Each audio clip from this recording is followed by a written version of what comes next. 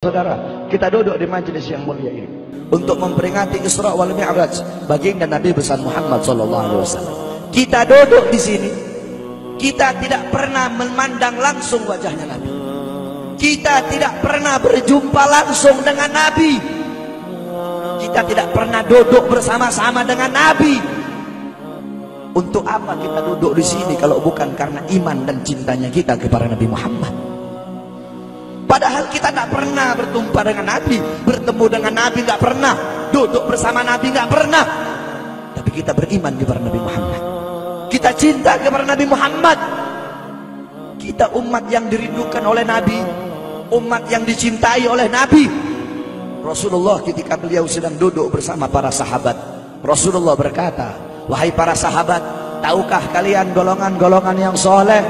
Tahukah kalian golongan-golongan yang mulia?" Sahabat berkata, "Apakah para malaikat ya Rasulullah?" Rasul berkata, "Bagaimana mungkin malaikat tidak mulia sedangkan mereka berada di sisi Allah? Ada lagi yang mulia.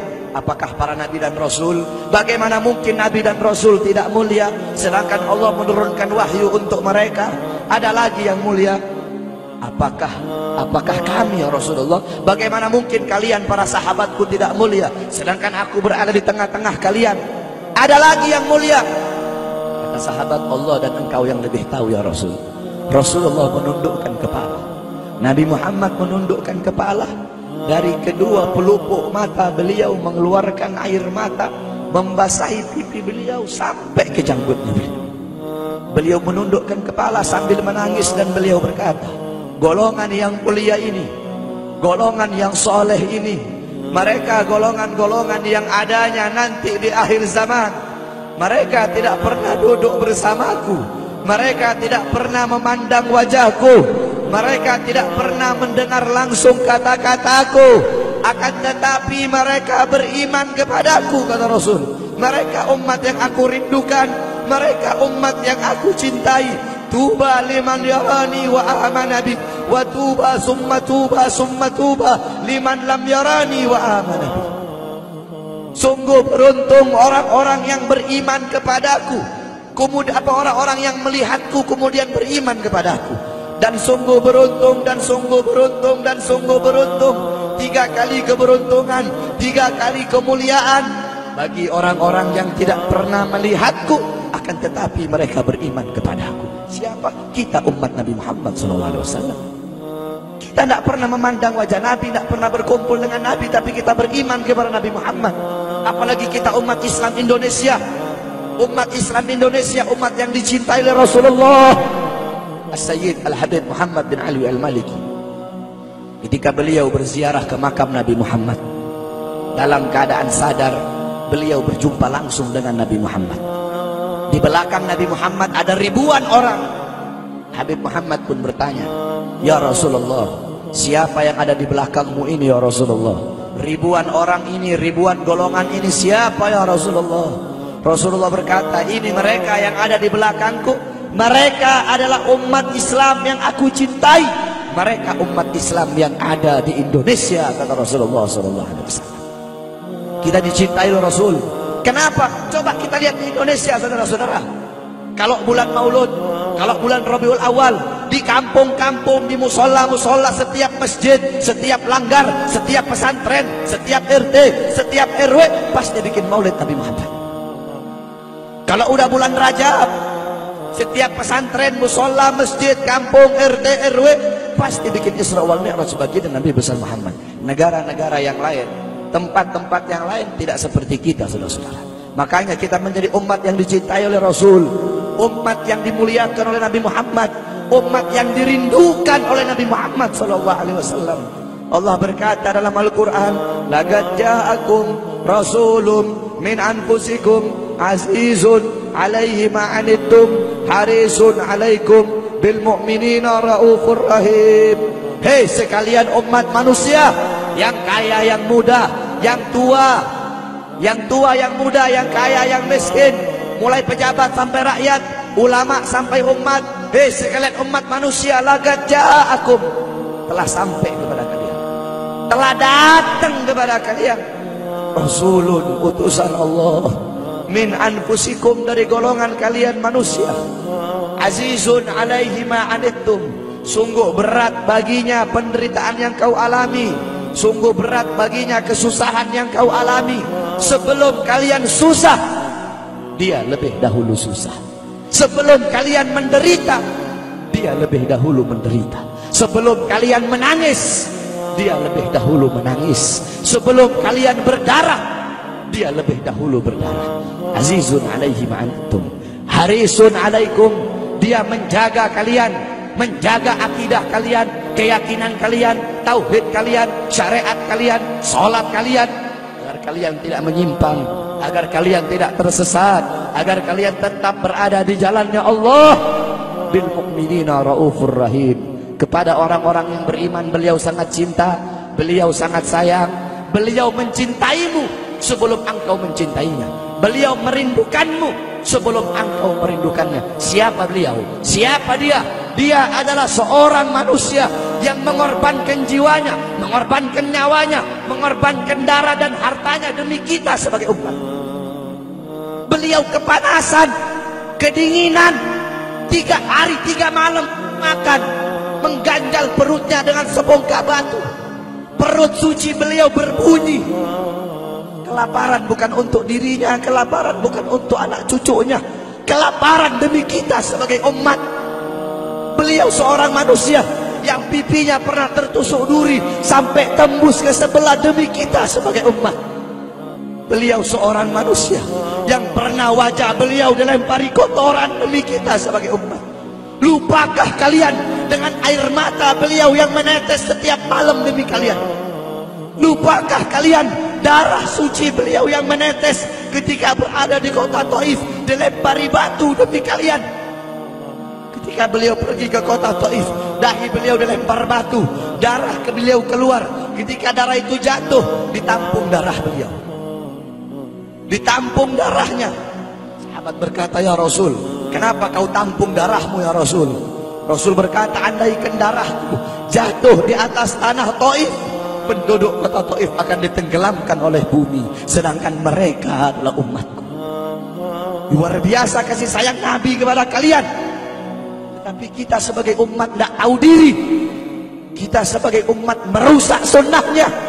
Kita sebagai umat melanggar ajarannya. Kita sebagai umat semakin hari semakin jauh darinya, meninggalkan pakaiannya, meninggalkan ajarannya, meninggalkan sunnahnya, meninggalkan kepribadiannya, meninggalkan akhlaknya, meninggalkan Al-Qur'annya.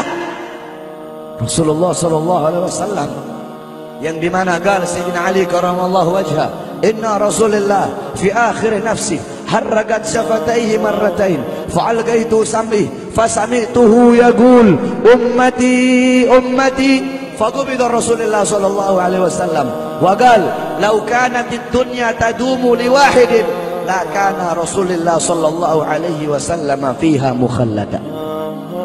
Dari Sayyidina Ali karamallahu wajhah, ketika akhir-akhir detik-detik kematiannya Rasulullah, beliau mendengar, beliau melihat dari bibir Rasulullah bergerak dengan 2 kali gerakan. Beliau mendekatkan telinganya, mendekatkan pendengarannya, dan beliau mendengar Rasulullah berkata, ummati ummati, faqubida Rasul, meninggal Rasulullah SAW. Ketika nyawa Rasulullah akan dicabut, Rasulullah berkata kepada Jibril, wahai Jibril, aku belum puas meninggalkan umat, aku tidak mau meninggalkan mereka dalam keadaan belum diberi jaminan oleh Allah. Wahai Jibril, sampaikan kepada Allah, aku tidak minta jaminan untuk diriku, aku tidak minta jaminan untuk keluargaku, aku minta jaminan untuk umatku. Wahai Jibril, sampaikan kepada Allah. Jibril pun pergi kepada Allah. Jibril pun berkata, ya Allah, kekasihmu Muhammad meminta jaminan untuk umatnya. Allah bilang, wahai Jibril, katakan kepada Muhammad, aku tidak akan menghinakan umat Muhammad. Basyirhu fa innahu awwalu nasin kharijum minal ardi idza bu'isu. Kemudian beliau ditarik lagi nyawa beliau. Beliau berkata, Ya Khalil Israel, wahai kekasihku Israel, apakah seperti ini rasa sakit ketika dicabut nyawa? Israel berkata, iya ya Rasulullah, seperti inilah rasa sakit ketika dicabut nyawa ya Rasulullah. Ya Allah, biar aku menanggung sakratul maut seluruh umat. Ya Allah, mereka tidak akan kuat, mereka tidak akan sanggup. Aku nabi mereka, aku pemimpin mereka. Biar aku menanggung beban penderitaan sakratul maut mereka ya Allah. Biar aku menanggung sakratul maut umatku ya Allah. Di mana kita sebagai umat? Apa yang telah kita lakukan untuk Nabi Muhammad? Nabi berkorban untuk kita di saat detik-detik terakhir nafasnya, tidak memikirkan rasa sakitnya, tidak memikirkan pedihnya, tidak memikirkan beratnya. Beliau memikirkan nasib kita sebagai umat. Kelak di yaumil qiyamah, ketika para nabi dan para rasul berkata, nafsi nafsi, nafsi nafsi, diriku sendiri, jiwaku sendiri, aku urus urusanku sendiri, aku tidak bisa tolong kalian. Ketika para nabi dan rasul, mereka tidak bisa menolong kita. Rasulullah Muhammad ibn Abdullah, Nabi Muhammad bersujud kepada Allah, Nabi Muhammad bertekuk lutut, beliau bermohon kepada Allah. Beliau berkata, ya Allah, aku tidak minta pengampunan untuk diriku, wala Fatimah, wala Hamzah. Aku tidak minta pengampunan untuk Fatimah, aku tidak minta pengampunan untuk Hamzah. Aku cuma minta pengampunan untuk umatku ya Allah, untuk umatku ya Allah. Rasulullah tidak meminta pengampunan untuk dirinya, tidak meminta pengampunan untuk anaknya, tidak meminta pengampunan untuk paman bibinya, tidak meminta pengampunan untuk keluarga atau anak cucunya, tetapi beliau meminta pengampunan untuk kalian sebagai umat. Karena begitu cintanya beliau kepada umat, karena begitu sayangnya beliau kepada umat, sampai-sampai beliau berkata, lau yushaku ahadukum li syaukatin fi rijlih la ajidu ala ma'a fi qalbi. Andaikan kalian, salah satu dari kalian kakinya tertusuk duri, andaikan salah satu dari kita yang duduk di sini kaki kita ada yang terkena duri, pasti kita merasakan sakit. Apa kata Rasul? Maka aku tidak merasakan apa yang kalian rasakan, kecuali yang aku rasakan, sampai dalam hati aku rasakan rasa sakit kalian. Ya, bagaimana cintanya Rasul kepada kita? Apa yang sudah kita lakukan untuk Nabi? Sudahkah kita mengorbankan kedua mata kita untuk memandang hal-hal yang disukai oleh Nabi? Sudahkah mengorbankan kedua tangan kita memberi makan golongan-golongan yang dicintai oleh Nabi? Mengorbankan lidah kita untuk mendakwahkan, mensuarakan ajaran syiar Nabi? Sudahkah mengorbankan kedua kaki kita melangkah ke tempat-tempat yang diridhoi oleh Nabi? Kita masih belum bisa balas jasa Nabi, dan tidak akan pernah bisa membalas jasa Nabi Muhammad. Jangankan kita duduk di sini berjam-jam, walaupun kita duduk di sini sampai pagi kita duduk, seumur hidup kita duduk di sini, masih belum bisa membalas jasa Nabi Muhammad. Sekalipun kita merangkak, engkau merangkak dari rumahmu menuju makam Nabi, merangkak bukan dengan kaki, merangkak bukan dengan bukan dengan tangan. Walaupun kalian merangkak dengan kedua mata dari rumah kalian menuju makam Nabi, itu masih belum bisa membalas jasa-jasa Nabi Muhammad SAW. Kita tidak bisa membalas jasa-jasa Nabi Muhammad. Kecintaan kita tidak ada apa-apanya. Apakah kecintaan kita lebih besar daripada kecintaan seorang anak kecil yang ada di zamannya Syekh Abdurrahman Ad-Dibai? Di zaman Syekh Abdurrahman Ad-Dibai, pengarang Maulid Diba, ketika beliau ingin berziarah ke makamnya Rasul, ketika beliau ingin ziarah ke makamnya Nabi, ada satu orang anak kecil ingin ikut berziarah. Maka kata rombongan, hai anak kecil, engkau tidak boleh ikut. Ini perjalanan memakan waktu berhari-hari, bisa 4 hari, 5 hari, bahkan sampai 1 minggu. Kau tidak boleh ikut. Pergi anak kecil tersebut. Pergilah rombongan Syekh Abdurrahman Ad-Dibai untuk ziarah ke makamnya Nabi. Tanpa sepengetahuan rombongan, ternyata anak kecil tersebut bergelantungan di bawah kereta kuda Syekh Abdurrahman Ad-Dibai. Anak kecil itu bergelantungan. Dia sampai berhari-hari gak makan, gak minum, gak tidur. Hanya apa? Hanya ingin pergi ziarah ke makam Nabi. Saking cintanya kepada Nabi Muhammad. Dia sembunyi-sembunyi bergelantungan di bawah kereta. Gak makan, gak minum, gak tidur berhari-hari. Sampai ketika sampai di Madinah, itu anak kecil jatuh. Itu anak kecil terjatuh. Rombongan bilang, bukan ini anak kecil yang waktu itu mau ikut? Berarti sudah berhari-hari dia di bawah kereta ini. Dia gak makan, dia gak minum, dia gak tidur. Anak kecil itu berlari. Anak kecil itu berlari sampai dia terjatuh. Saking bahagianya, dia sudah sampai di Madinah. Dia ambil debu-debu Madinah, pasir Madinah dia ambil, dia usapin ke mukanya. Saking bahagianya, sampai itu anak mati.